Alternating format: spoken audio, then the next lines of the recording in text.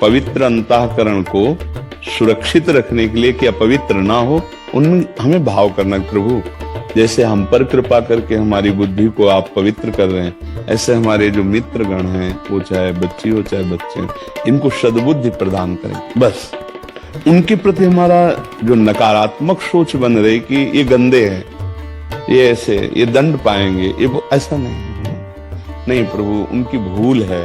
हे प्रभु आप कृपा करो, इनकी बुद्धि को शुद्ध करो, तो आपका हृदय और महान होता चला जाएगा। अब जैसे हम नकारात्मक सोच कर रहे हैं तो उसका दंड तो नहीं मिलेगा, पर हमारे मन की आदत गलत होती जा रही ना, वो फिर किसी अच्छे पुरुष में भी दोष देखने लगेगा, वो अपने पूज्य जनों के प्रति भी नकारात्मक सोच, उसकी गलत आदत बन रही ना नकारात्मक सोच की, तो वो खतरनाक हो जाएगी। आज कोई क्रिया नहीं हो रही, नकारात्मक सोच हो रही, कल वो नकारात्मक क्रिया में उतर आएगा, वो अपने अंदर अभिमान का सृजन हो जाएगा, उनमें दोष दर्शन हो जाएगा, और हमारा मन जो पवित्र हो रहा था वो गिरने लगेगा, वो अपवित्र हो जाएगा। इसलिए आप बहुत कृपा है ठाकुर जी की कि आपकी इस अवस्था में बुद्धि पवित्र है, तो आप अपनी बुद्धि को और पवित्र कीजिए। आपको जहां दिखाई दे रहा है गलत आचरण, उनसे मित्रता बिल्कुल नहीं करनी, उनका संग नहीं करना, पर उनके लिए हमें प्रार्थना करनी। प्रभु आप इनकी भी बुद्धि को शुद्ध करें, बस।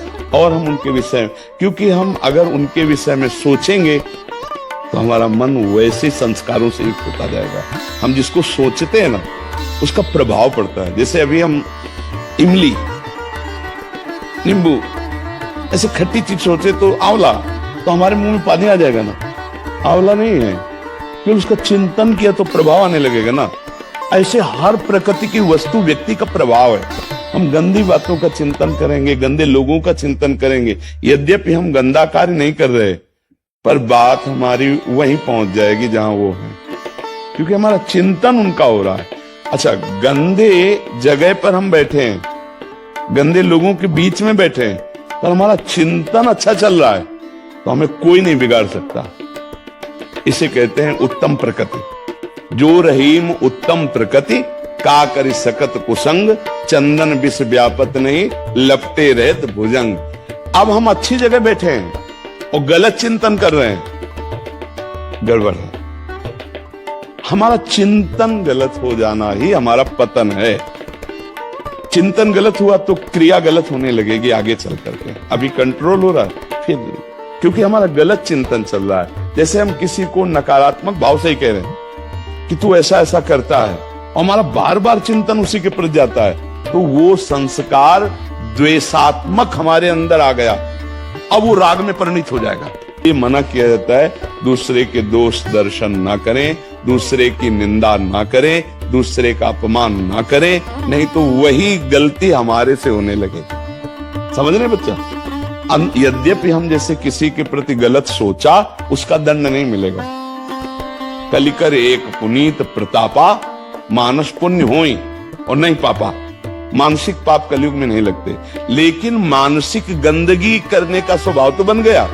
अब मानसिक स्वभाव में जो हमारे बात आ रही वो क्रिया में आ जाएगी। बार बार जब हम, जैसे आपने कहा कि हम यद्यपि दबाने की कोशिश करते हैं, लेकिन जब आप उनका निगेटिव चिंतन करेंगे तो एक दिन आप लड़ जाएंगे पक्का। आप उनको गंदे वचन बोलेंगे पक्का, हमारी स्थिति बिगड़ गई, अब वही दोष आ जाएगा पक्का।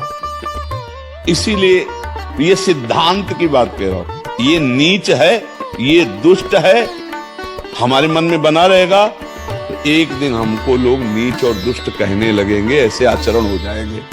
इसीलिए अगर हमको कोई प्रियजन, कोई अपना, कोई ऐसा दिखाई देता है या किसी के द्वारा, तो हम प्रार्थना करें, भगवान आप इसकी बुद्धि शुद्ध कर दीजिए, और राधा राधा राधा उसके विषय में ज्यादा हम चिंतन न करें। समझ पा रहे हैं आप?